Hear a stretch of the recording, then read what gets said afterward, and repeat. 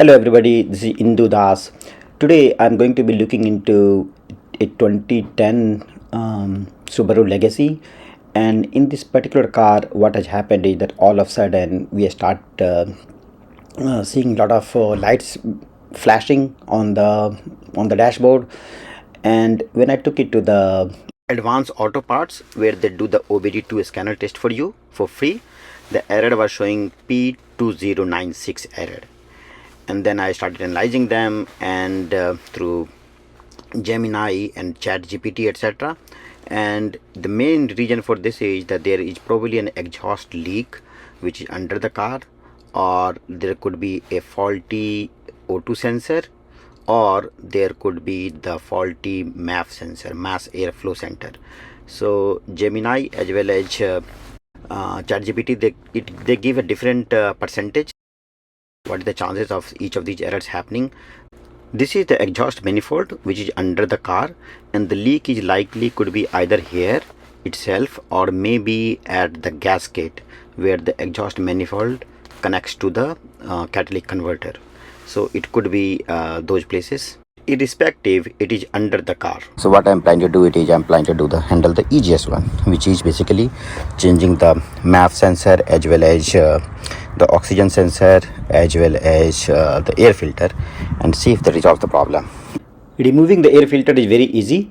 We just have to unhook these two clips and then wiggle the attached box a little bit.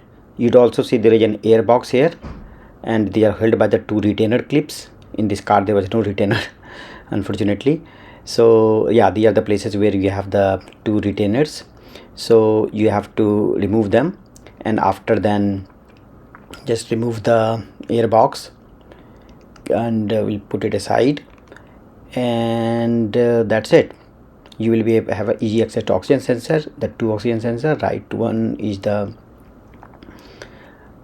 left one is the downstream and the right one is the upstream oxygen sensor, and you should be able to hold to be able to see the bottom of the oxygen sensor where it is reachable by hand. And since this is reachable by hand, we should be able to unhook them. This is the new air filter, engine air filter, that I got from Amazon for about $15 $16, and I'm just going to replace it now.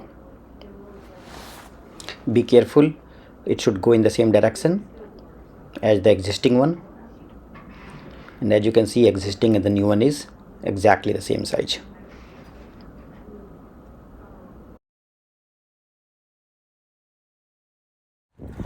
Next, I'm going to replace the MAF sensor. So this is the new MAF sensor that I got, again $15-20 item from Amazon. This is how it looks like.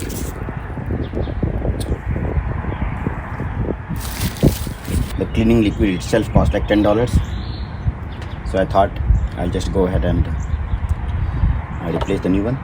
These are the two screws, and then this is the wiring harness. You have to press this guy and then pull it out.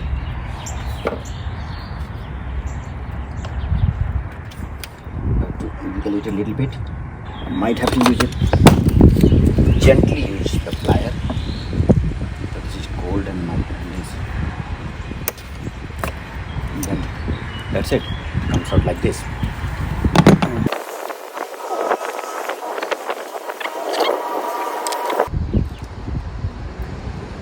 It looks pretty identical.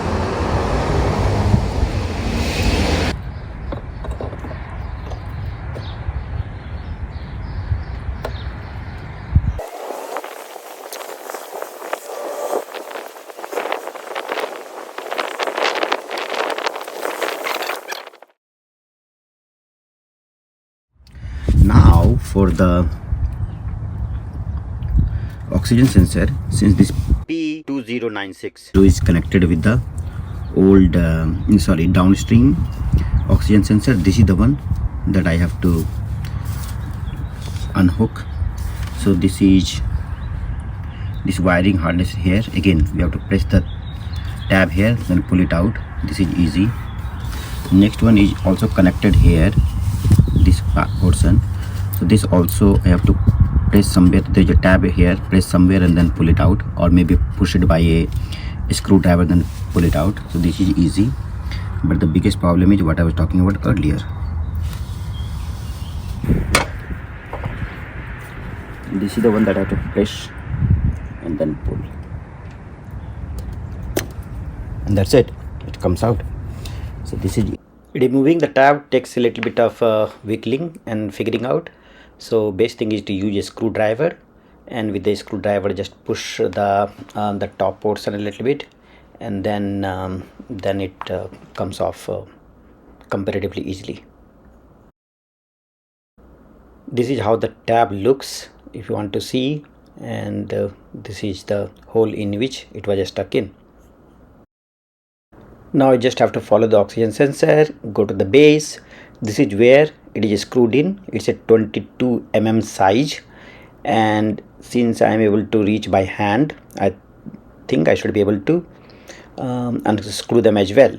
But for that I need a special type of tool. This is the oxygen sensor remover, as well as ratchet, flex head ratchet, that I've ordered from Amazon. And this is how it was connected. A ratchet with an adapter, by the way, 1/2 inch to 3/8 of an inch adapter, and then the oxygen sensor remover. And with little bit of a struggle, that was the most important work in this whole exercise, I could remove it. Alright, the oxygen sensor is finally out, but I had to use a tool like this settings.